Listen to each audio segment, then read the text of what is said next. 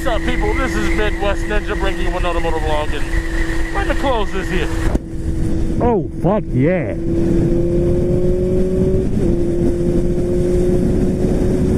Ah, get a little speed. So what's up, people? This is Midwest Ninja, and I was just thinking about a beautiful question that I love asking during the class, you know? And that question is, how do you respond to a tailgating driver? Now, this question has many different answers, and honestly, there's really no stupid answer for this, but there is a best option out of all of the options you do have. Now, if you want to know what that is, then stay tuned, because I'm going to tell you.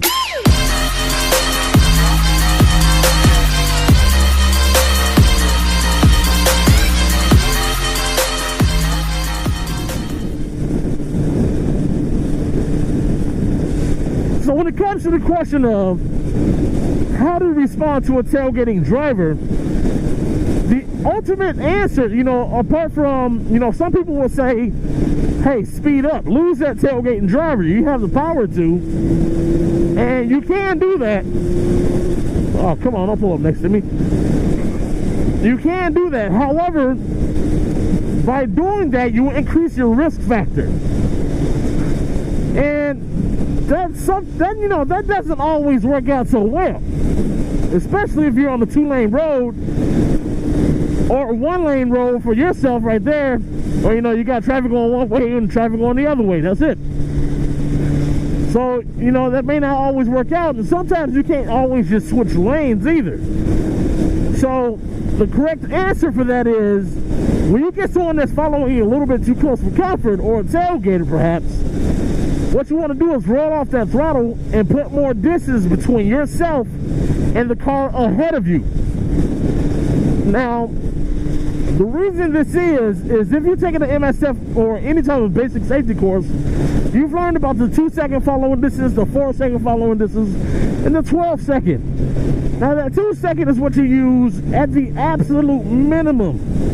You know, that's when ideal, you know, the conditions outside are perfect. You know, you don't have to worry about it. Your motorcycle's operating at its maximum capacity. You don't have bad brakes or anything like that. So, you know, when conditions are ideal, you can use that 2-second minimum following distance. Now, my favorite, I use the 2 seconds most often right here, because when you think about 4-second distance, what the 4-second distance entails, the 4-second distance allows you the time to either brake or swerve safely. That's what the 4-second distance gives you. And the 4-second distance is about 5 semi-trucks in length. How many cars out here on the road do you see driving 5 semi-truck lengths apart from the car ahead of them? You rarely see that. Most people are within that 2 seconds. And unfortunately, in Chicago, a lot of people are less than 2 seconds. They're like within a half-second distance. And that is beyond dangerous, which is why so many people get rear-ended. Now, where that's dangerous for you is if someone's tailgating to me and I decide to drop a gear and really accelerate up like that, what I've done is I have actively reduced my total stop, my reaction time from the car ahead of me. I reduced that safety distance from the car ahead of me.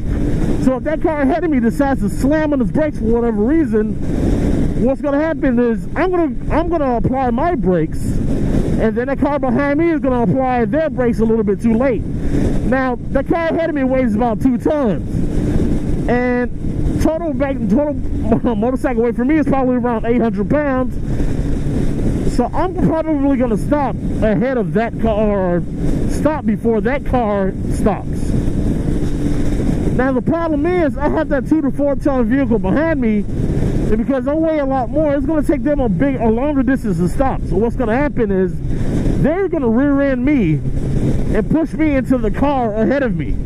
Essentially, I'm going to become the cream filling of an Oreo cookie. A big ass aluminum Oreo. And you don't want that. I mean, heavens forbid you have a passenger, because you become a double stuffed Oreo. That's what happens. And that's pretty nasty.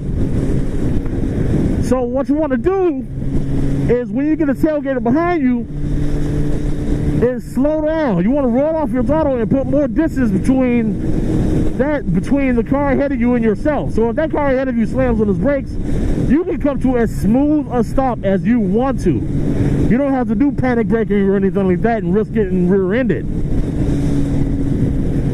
So, you know, that's just something to keep in mind. That's something I wanted to throw out there for my subscribers and followers out there.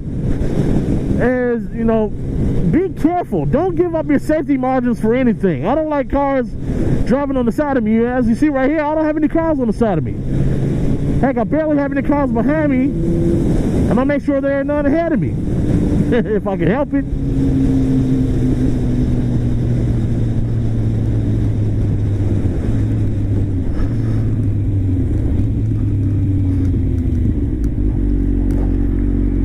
But the thing is, you don't want to get rid of that safety net for anything. Don't give up your safety margins for anything, because that is your bubble. That is your right safety right there. All right.